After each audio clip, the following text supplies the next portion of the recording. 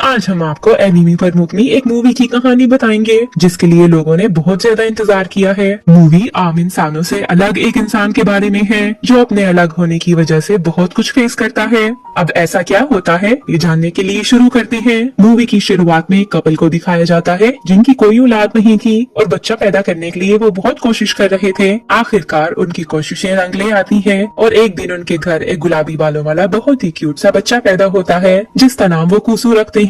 कुसू आम बच्चों से बहुत अलग था क्योंकि उसमें कुछ खास किस्म की शक्तियां थी। अपनी इन शक्तियों की वजह से ही कुसू ने सिर्फ 10 दिन में बोलना शुरू कर दिया था, लेकिन उसके मोम डैड इस बात से खुश होने की बजाय बहुत परेशान हो गए थे। वो बहुत जल्दी बड़ा हो रहा था जिस पर उसके मोम डैड बहुत खुश तो थे कि अगर बच्चा पैदा करने के लिए हमने इतना वेट किया तो अब उसके बड़ा होने तक ज्यादा वेट नहीं करना पड़ेगा और वो जल्दी बड़ा हो जाएगा तो इससे खर्चा भी कम लगेगा। लेकिन वो साथ ही साथ काफी परेशान भी हो रहे थे। लोग तो शक्तियों को अवतार समझते हैं लेकिन ये हमेशा अच्छे के लिए नहीं होती। कुसू की खास शक्तियों ने भी उसे बचपन में तंग नहीं किया, लेकिन जैसे ही वो बड़ा हुआ ये शक्तियाँ उसके लिए शराब बन गई थी। कुसू अपनी शक्तियों को इस्तेमाल करके ना पैसे हासिल कर सकता था और ना ही वो इनकी मदद से किसी लड़की का दिल जीत सकता था, इसलिए उसे सब शक्तियां बेकार ही लगती थी और लगनी भी चाहिए। ऐसी शक्तियों का क्या फायदा जो आपको अमीर ही ना कर सके। लेकिन कुसू दूसरों का दिमाग भी पढ़ सकता था और उसे ये शक्ति बिल्कुल पसंद नहीं थी। कुसू ने अपनी शक्तियों को कभी भी अपने फायदे के लिए इस्तेमाल नहीं किया था और ना ही वो किसी के सामने अपनी शक्तियों को इस्तेमाल करता था। कुसू की शक्तियाँ इतनी ताकतवर थी कि उसे हर वक्त अपने सर पर 2 एंजीनास लगाने पड़ते थे ताकि उसकी शक्तियाँ उसके कंट्रोल में रह सके।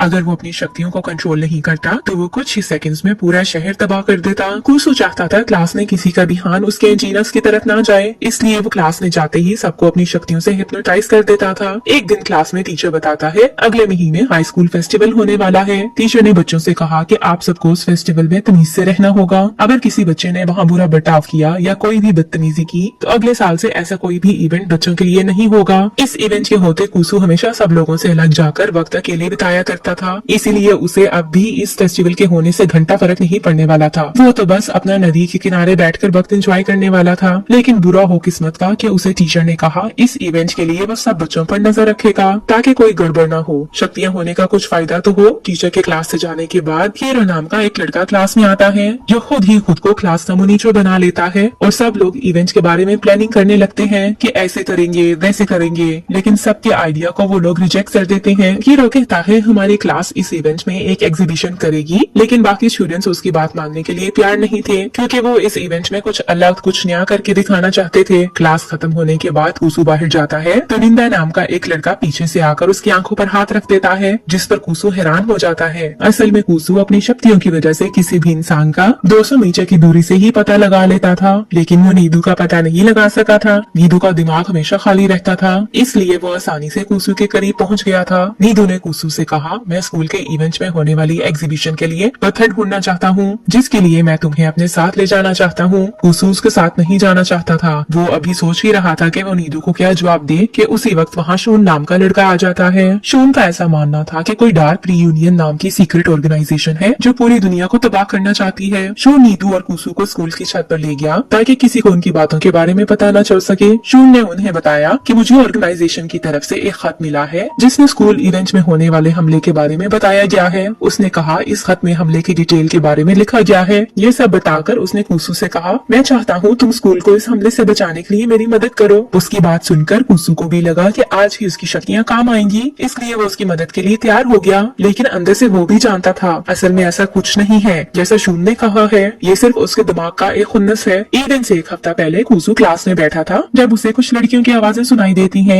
वो लड़कियाँ स्कूल की एक फेमस लड़की कोकोमी को इवेंट के कॉन्टेस्ट में हिस्सा लेने के लिए उकसा रही थी। इस कॉन्टेस्ट में स्कूल की सबसे सुंदर लड़की को चुना जाता था। कोकोमी खुद को बहुत सुंदर समझती थी, लेकिन फिर वो भी ऐसे शो कर रही थी जैसे वो इस कॉन्टेस्ट में हिस्सा नहीं ले सकती। कोकोमी कभी अपनी किसी दोस्त को और कभी किसी दोस्त को इस कॉन्टेस्ट में हिस्सा लेने का कहती। उसकी बातें सुनकर कुसू उसका माइंड रीड करता है तो उसे पता चलता है कोकोमी ये सब जानबूझकर कर रही है क्योंकि वो जानती थी वो ये कॉन्टेस्ट बहुत आसानी से जीत सकती है। उसका माइंड रीड करने के बाद कुसू मन ही मन में कहता है मुझे कोकोमी में कोई इंटरेस्ट नहीं है, लेकिन लेकिन तभी कोकोमी उसके पास आकर उससे बात करने की कोशिश करने लगती है। कोकोमी कुछ दिनों से कुसु के पीछे पड़ी हुई थी, क्योंकि कुछ दिन पहले कुसु ने उसे देखकर इग्नोर कर दिया था और सुंदर लड़कियों से ये कभी बर्दाश्त नहीं होता कि कोई उन्हें इग्नोर करे। कोकोमी से भी ये बर्दाश्त नहीं हो रहा था कि वो स्कूल की सबसे खूबसूरत लड़की है और फिर भी कुसु ने उसे इग्नोर कर दिया। ये जानने के लिए कोकोमी उसके पीछे पड़ी हुई थी ताकि जान सके ये कौन है जिसने मुड़कर मुझे नहीं देखा। एक दिन कोकोमी ने कुसु को हेलो कहा, जिसके जवाब में कुसु ने भी हेलो कहा और वहाँ से चला गया। अगले दिन कोकोमी ने फिर से कुसु के सामने आकर उसे हेलो कहा, लेकिन कुसु ने उसे कोई घास नहीं डाली और पूरी तरह से इग्नोर कर चला गया।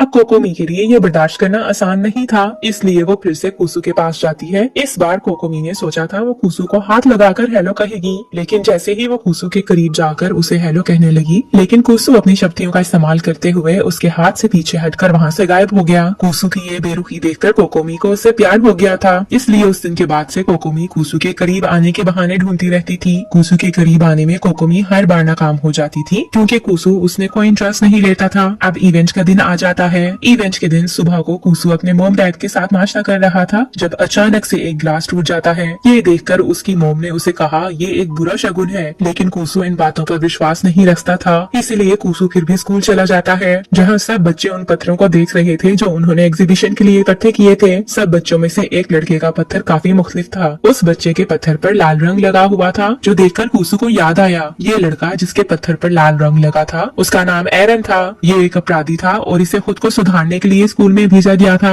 कुसु को लगता है कि उसके पत्थर पर लगा लाल रंग कोई आम रंग नहीं बल्कि किसी का खून भी हो सकता है। इस पर गौर करने के लिए कुसु स्कूल कॉरिडोर में अकेले चलने लगता है, तो कोकोमी उसे अकेला देखकर मौके का फायदा उठाकर उसके साथ कुछ पल अकेले बिताने के लिए उसके पीछे आती है। कोकोमी नहीं जानती थी कि कुसु उसका माइंड पढ़ रहा है। कोकोमी कुसु के पीछे जाती है, लेकिन उसी वक्त कोकोमी के बहुत सारे फैंस वहाँ आ जाते हैं। उसके फैंस उससे ब्यूटी कॉन्टेस्ट में हिस्सा लेने की रिक्वेस्ट करते हैं, जिस पर कोकोमी इतराने लगती है कि लोग उसकी सुंदरता के कितने दीवाने हैं। इस रश का फायदा उठाकर कुसु वहाँ से निकल जाता है और कोकोमी कुसु से बात नहीं कर पाती। फिर कुसु खुद को टेलीपोर्ट करके एक मैजिक शो में जाता है, जहाँ एक बच्चा अपनी मोम के साथ मिलकर मैजिक ट्रिक दिखाने वाला था। उसकी बात सुनकर कुसु ने सोचा इस मैजिक ट्रिक में कोई गलती हो सकती है, इसलिए वो अपनी शक्तियाँ इस्तेमाल करने का सोचता है। मैजिक ट्रिक शुरू होने से पहले बच्चे ने बताया कि मुझे खुद को एक चेन से बांधकर लकड़ी के बॉक्स में बंद होना होगा, जहाँ से मुझे 3 मिनट्स में गायब होना है, क्योंकि मेरी मोम उस बॉक्स में ब्लेड घुसा देंगी। उसकी बात सुनकर कुसु सोचता है कुछ गलत ना हो जाए, ब्लेड की वजह से कोई नुकसान ना हो जाए, इसलिए उस चीज को होने से बचाने के लिए वो खुद टेलीपोर्ट होकर उस बॉक्स में पहुंच जाता है, जहाँ से वो बच्चा पहले ही गायब हो चुका था। कुसु यहाँ आ तो गया था, लेकिन अब वो 10 मिनट से पहले खुद को दोबारा टेलीपोर्ट नहीं कर सकता था, क्योंकि उसकी टेलीपोर्ट की शक्तियाँ सिर्फ 10 मिनट बाद ही दोबारा चलेंगी। 3 मिनट बाद उस बच्चे की मोम बॉक्स में ब्लेड्स घुसाने लगती है, जिनसे बचने के लिए कुसु खुद को अलग अलग पोजीशंस में हिलाता झुलाता रहता है। उसकी परेशानी यही खत्म नहीं होती, बल्कि उस बच्चे की मोम बॉक्स तो ऊपर से नीचे फेंक देती है, जिससे किसी तरह कुसु खुद को बचा लेता है। फिर मोम सबके सामने बॉक्स को आग लगा देती है, जिससे बचने के लिए कुसु बॉक्स के अंदर बर्फ जमा देता है। लेकिन उस औरत ने यही बस नहीं की, अब वो इस बॉक्स को कुचलने वाली थी। ऐसा लगता था कि वो अपना जादू दिखाने के लिए आज पक्का कुसु को कुर्बान कर देगी।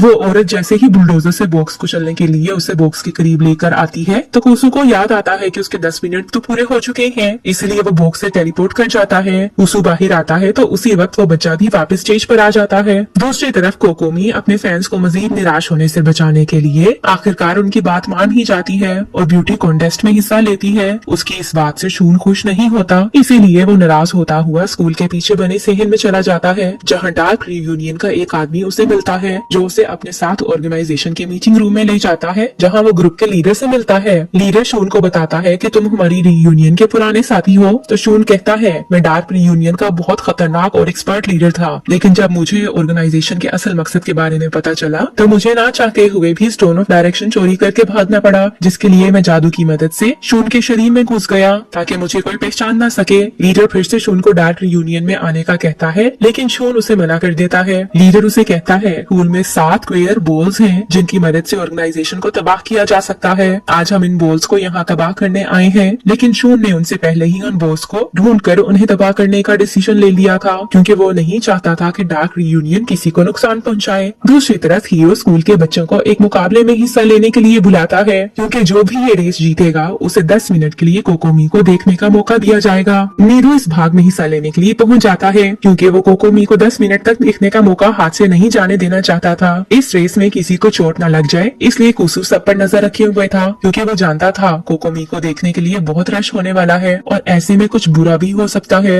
रेस शुरू होती है तो नीदू रेस जीतने के लिए सब ट्रैफिक सिग्नल्स को तोड़ने लगता है। ये देखकर कुसु सब ट्रैफिक लाइट्स और गाड़ियों को अपनी शक्ति की मदद से आगे पीछे कर देता है। कुसु की मदद के कारण ही नीदू ये रेस जीतने वाला था, लेकिन हीरो इस मौके को हाथ से नहीं जाने देना चाहता था, इसलिए वो नीदू के करीब आकर उसका ध्यान बटाने के लिए उसे कहता है, वो देख कोकोमी तुझे देख रही है। नीदू उसकी चाल में आ जाता है और हीरो ये रेस जीत जाता है। रेस हारने पर नीदू का दिल और सपने बुरी तरह से टूट जाते हैं। दूसरी तरफ स्कूल में एरन को अपने पुराने गैंग की तरफ से एक चिट्ठी मिलती है जिसमें उसे स्कूल के पीछे मिलने के लिए बुलाया गया था। एरन स्कूल के पीछे जाता है जहाँ उसे अपना पुराना गैंग नजर आता है, लेकिन वो उन सबके सामने से चुपचाप गुजर जाता है। उसका गैंग उसे पहचान ही नहीं पाता क्योंकि एरन अब बहुत बदल चुका था। तभी वहाँ शून भी आ जाता है जिसके हाथ में 2 बॉल्स थे। उसे देखकर एरन का गैंग उससे पूछता है, क्या तुम किसी एरन नाम की लड़की को जानते हो? तो शून एरन की तरफ इशारा कर उन्हें बता देता है, यही है वो जिसे आप लोग ढूंढ रहे हो। ये सुनते ही एरन और उसके गैंग के बीच में तेज लड़ाई होने लगती है। दूसरी तरफ स्कूल में कुसु अभी भी इवेंट्स के बारे में सोच रहा था। कुसु को मजबूरन कोकोमी के साथ स्कूल में घूमना पड़ता है।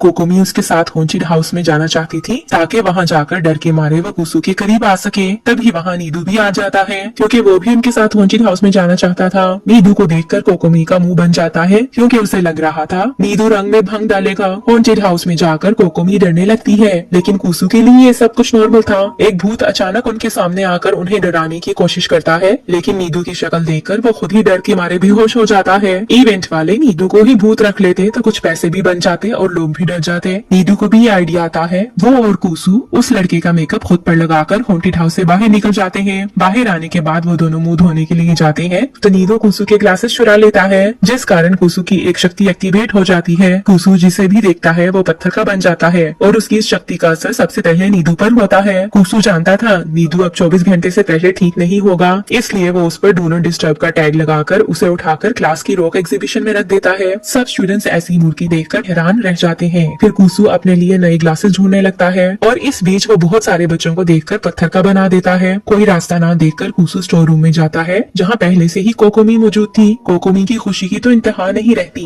वो सोचती है आज तो ये खुद फंसने आया है, लेकिन कुसु उसकी उम्मीदों पर पानी की बाल्टी फेरते हुए उसे बाहर भेज देता है। तो कोकोमी भी ये सोचकर चली जाती है कि बेचारा कंफ्यूज हो गया है। तभी कुसु देखता है एरन बाहर अभी तक अपने गैंग के साथ लड़ रहा है, तो वो खिड़की खोलकर एरन को आवाज लगाता है और उससे ग्लासेस मांगता है। वो उसके ग्लासेस मिलते ही उस गैंग को अपनी शक्तियों की मदद से डराकर वहाँ से भगा देता है। अगले सीन में कुसु स्कूल में वापस जाता है तो कोकोमी एक बार फिर से उसके सामने आ जाती है। वो कुसु के साथ एक कपल गेम खेलना चाहती थी, लेकिन कुसु इसके लिए नहीं मानता। तभी वहाँ कोकोमी के फैंस आकर कुसु को धमकाते हैं और उल्टा उसे कहते हैं कि हर वक्त कोकोमी के पीछे मत फिरते रहा करो वरना अच्छा नहीं होगा। ये सब देखकर कोकोमी उन्हें चुप करवाने की कोशिश करती है, लेकिन वो उसकी बात नहीं सुनते। तो कोकोमी कुसु का हाथ पकड़कर वहाँ से भाग जाती है। वो कुसु को लेकर स्टोर रूम में छुप जाती है क्योंकि उसके फैंस उसका पीछा कर रहे थे। कोकोमी के फैंस भी उसी जैसे शैतानी थे। वो रूम को बाहर से लॉक कर देते हैं। कोकोमी तो बहुत खुश थी कि उसकी ख्वाहिश पूरी हो गई है। कुसु कोकोमी का माइंड रीड करता है तो उसे पता चलता है ये सब कोकोमी की एक चाल थी ताकि वो अकेले में कुसु के साथ कुछ समय बिता सके। कुसु को ये भी पता चलता है कि कोकोमी ने ही एरन की उसके गैंग के साथ लड़ाई करवाई थी ताकि कुसु हर वक्त दूसरों की मदद करने में मसरूफ रहे और उसे अपने दोस्तों के पास जाने का टाइम ही ना मिले।